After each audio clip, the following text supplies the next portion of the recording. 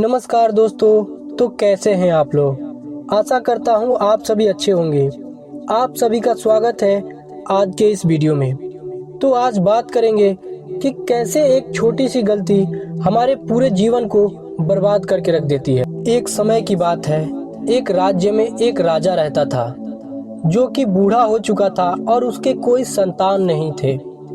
वह यह सोचकर बहुत ज्यादा परेशान रहता था कि आखिर उसके मरने के बाद उसके राज्य की प्रजा का ध्यान कौन रखेगा, उसके जो भी धन दौलत है उसको सही तरीके से कौन संभाल पाएगा, क्योंकि उसके जो भी मंत्रीगण और अधिकारी थे वो सभी बहुत ज्यादा लालची थे। तब एक दिन वह राजा गौतम बुद्ध के पास गया और गौतम बुद्ध से अपनी दुविधा बताई कि हे प्रभु, मैं अपने जीवन में बहुत ज्यादा परेशान रहता हूँ क्योंकि मेरी उम्र हो चुकी है और मेरे कोई संतान नहीं है और मेरे जितने भी अधिकारी गण हैं वो मेरे राज्य को हड़पना चाहते हैं क्योंकि वो लोग बहुत ज्यादा घमंडी और लोभी हैं। मैं एक ऐसे व्यक्ति की तलाश कर रहा हूँ जिसके अंदर थोड़ा भी घमंड ना हो और वह बिल्कुल ईमानदार व्यक्ति हो, जिसको मैं अपने मरने के बाद यह राजपाट और अपने सारे धन दौलत सौंपना चाहता हूँ। तभी गौतम बुद्ध ने उस राजा को अपने पास बुलाया और उसे एक सुझाव दिए कि तुम यह कार्य पूरा करो। यह कार्य पूरा करने के बाद तुम्हें तुम्हारा ईमानदार व्यक्ति मिल जाएगा। गौतम बुद्ध ने जैसा राजा को सुझाव दिया था वह सुझाव मानकर वह राजा अपने महल को वापस आ गया और जैसा गौतम बुद्ध ने कहा था वैसा ही उस राजा ने एक बूढ़े व्यक्ति की रूप धारण कर ली और अपने राज्य में निकल पड़ा। वह राज्य में घूमते घूमते एक पगडंडी पर जाकर बैठा ही हुआ था कि उसे अचानक एक व्यक्ति जाते हुए दिखाई पड़ा। तभी वह बूढ़ा व्यक्ति उस व्यक्ति को बुलाया और उससे अपनी मदद मांगी कि बेटा, क्या तुम मेरी मदद करोगे? मैं बहुत दूर से आ रहा हूँ, मैं थक चुका हूँ, मेरे पास कुछ पोटलियाँ हैं, क्या इन पोटलियों को तुम इस पहाड़ से पार करा सकते हो? अगर तुम मेरी मदद करोगे तो इसके बदले में मैं तुम्हें एक सोने के सिक्के दूंगा। वह व्यक्ति मन में सोचा कि यह एक हारा थका हुआ बूढ़ा व्यक्ति है, मैं इसकी मदद कर देता हूँ, मेरे पुण्य हो जाएंगे, इसी के साथ मुझे एक सोने का सिक्का भी मिल जाएगा।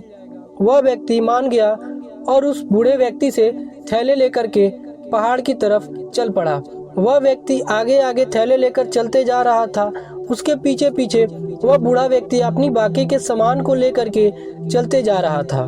तभी वह व्यक्ति उस बूढ़े व्यक्ति से पूछा कि बाबा, आखिर इस पोटली में क्या है? तो वह व्यक्ति ने जवाब दिया कि इस पोटली में चांदी के भरे हुए सिक्के हैं। तभी उस व्यक्ति के मन में यह विचार आया कि इस बूढ़े व्यक्ति के पास इतने सारे चांदी के सिक्के हैं, शायद यह व्यक्ति कोई व्यापारी होगा और दूर के गांव से आ रहा होगा, इसीलिए थका हारा है। और वह चुपचाप चलते गया। तभी वह एक पहाड़ को पार कर गए। तब उस व्यक्ति ने वह पोटली को बूढ़े व्यक्ति को वापस करते हुए बोला कि मैंने अपना कर्तव्य पूरा किया, आप मुझे एक सोने का सिक्का दीजिए। तभी वह बूढ़ा व्यक्ति उस व्यक्ति से बोला कि बेटा, मैं अभी भी बहुत ज्यादा हारा और थका हुआ हूँ, मेरी मंजिल अभी दूर है, ये जो आगे वाली पहाड़ है, क्या इस दूसरी पहाड़ को भी तुम पार करा दोगे? ये मेरे दूसरे थैले के साथ भी। अगर तुम यह कार्य पूरा करते हो तो इसके बदले में मैं तुम्हें 2 सोने के सिक्के दूंगा। वह व्यक्ति बोला, अब मुझे 2 सोने के सिक्के मिलेंगे, मैं यह पहाड़ भी पार करा देता हूँ। और वह दूसरा थैला भी लेकर आगे आगे चलने लगा। तभी उसने अचानक उस बूढ़े व्यक्ति से पूछा कि बाबा, आखिर इस दूसरे थैले में क्या है? तो वह बूढ़ा व्यक्ति ने जवाब दिया, इस दूसरे थैले में मेरे सारे सोने के सिक्के हैं। तभी वह व्यक्ति के मन में यह विचार आया कि अगर मैं इस कार्य को पूरा करता हूँ तो मुझे सिर्फ 2 सोने के सिक्के मिलेंगे, अगर मैं इस थैले को ही चुरा लेता हूँ तो ये पूरे सोने के सिक्के मेरे हो जाएंगे। पर उसके मन में यह विचार जब से आया तब से वह बहुत ज्यादा विचलित हुआ और फिर सोचा कि नहीं, मुझे अपना कर्तव्य पूरा करना चाहिए। यह एक बूढ़ा व्यक्ति है, इसकी मदद करनी चाहिए, मुझे चोरी नहीं करनी चाहिए। और वह चुपचाप चलने लगा। कुछ दूर चलने के बाद उसके मन में फिर से यह विचार आने लगे कि क्यों नहीं मैं इसको चुरा ही लेता हूँ। आखिर यह बूढ़ा व्यक्ति क्या करेगा इतने सारे सोने के सिक्के का। एक ना एक दिन तो ये मर ही जाएगा, पर मैं तो एक नौजवान हूँ, यह सोने के सिक्के मेरी जिंदगी में काम आ जाएंगे। और फिर ऐसे सोचते सोचते जो लालच थी उसके मन पे हावी हो गई और वह व्यक्ति तेजी से उस बूढ़े व्यक्ति से आगे बढ़ने लगा और बहुत तेजी से भागते हुए अपने घर को आया। और फिर वह बहुत ज्यादा खुश था कि अब मेरे पास बहुत सारे सोने के सिक्के हैं, अब मेरा पूरा जीवन एक हंसी खुशी और ऐश से कटेगी। जब उसने पहली पोटली को खोला तो उसमें जंग लगे सिक्के निकले, वो भी लोहे के। यह देखकर वह व्यक्ति पूरी तरह घबरा गया कि उस बूढ़े व्यक्ति ने तो बोला था इसमें चांदी के सिक्के होंगे, पर इसमें तो जंग लगे हुए लोहे के सिक्के हैं। फिर उसने बोला कोई बात नहीं, मैं दूसरी पोटली खोलता हूँ, उसमें सोने के सिक्के जरूर निकलेंगे। फिर जब उसने दूसरी पोटली खोली तो उसमें भी लोहे के जंग लगे हुए सिक्के निकले, जिसे देखकर वह व्यक्ति पूरी तरह अकबका गया, क्योंकि उसने सोचा था कि मुझे एक पूरा का पूरा सोने के सिक्के का थैला मिलेगा, पर उसमें तो जंग लगे लोहे के सिक्के निकले। उसके साथ उसमें एक कागज का टुकड़ा रखा हुआ था और उस पर लिखा हुआ था कि मैं इस राज्य का राजा हूँ और मैं एक ऐसे व्यक्ति की तलाश में हूँ जो पूरी तरह ईमानदार हो, जिसके अंदर कोई लालच नहीं हो। मैं अपने पूरे राज्य की संपत्ति उसके नाम करने वाला हूँ, क्योंकि मेरे कोई संतान नहीं है। यह पढ़ने के बाद वह व्यक्ति बहुत ज्यादा पछताया और विचलित होने लगा।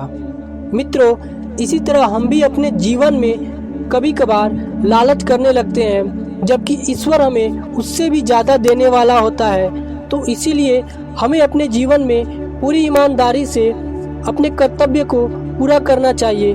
मित्रों, गौतम बुद्ध ने उस राजा को यही सुझाव दिए थे कि तुम खुद एक बूढ़े व्यक्ति का रूप धारण करो और अपने राज्य में भ्रमण करो और देखो कि कोई व्यक्ति उस लायक है या फिर नहीं, जो तुम्हारे मरने के बाद तुम्हारे राज्य की देखभाल कर सके। क्योंकि गौतम बुद्ध भी हमें यह ज्ञान देते हैं कि हमें अपने जो भी लोभ और हमारी प्रकाष्ठा है उस पे नियंत्रण करना चाहिए, क्योंकि ईश्वर हमारे लिए शायद उससे भी बेहतर सोचा हो, जिसकी लालच में आज हम एक छोटे से कदम उठा रहे हो। अगर आज के इस वीडियो ने आप सभी के मोटिवेशन को थोड़ा भी बढ़ाया हो तो चैनल को सब्सक्राइब करके सपोर्ट करें, ताकि ऐसे ही मोटिवेशनल वीडियोज मैं आप सभी के लिए बनाता रहूं।